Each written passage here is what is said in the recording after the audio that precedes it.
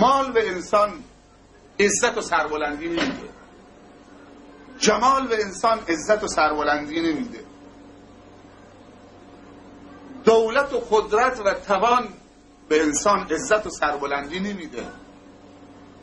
علما میگن زمانی جمال با ارزشه که در کنار جمال کمال باشه، زمانی مال با ارزشه که در کنار مال کمال باشه، زمانی مقام با ارزشه که در کنار مقام کمال باشه. جمال حضرت یوسف نمیتونست یوسف نجات بده از چنگال زن عزیز مصر یا زلیخا، اما کمال یوسف بود که مانع شد جمال یوسف به یوسف خیانت بکنه. هیت لک قال معاذ الله. جمال یوسف خیلی عجیب بود. همه تون میدونید که ضرب المثل برای جمال تنها بدون کمال به آدم خیانت میکنه، آدم رو نجات نمیده.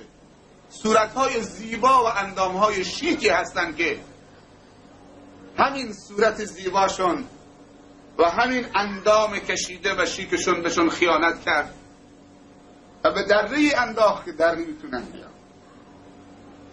و خیلی اونهایی هستن که از صورت زیبا برخوردار نیستن، رنگ زیبایی هم ندارن، اندام شیک هم ندارن، کمال دارن، به جایی رسیدن که خیلی ها به حالشون غلطه میخورن. پس عزیزان من، کمال یعنی هدایت، یعنی دستگیر انسان در دنیا و آخرت. هر کسی نداره محرومه.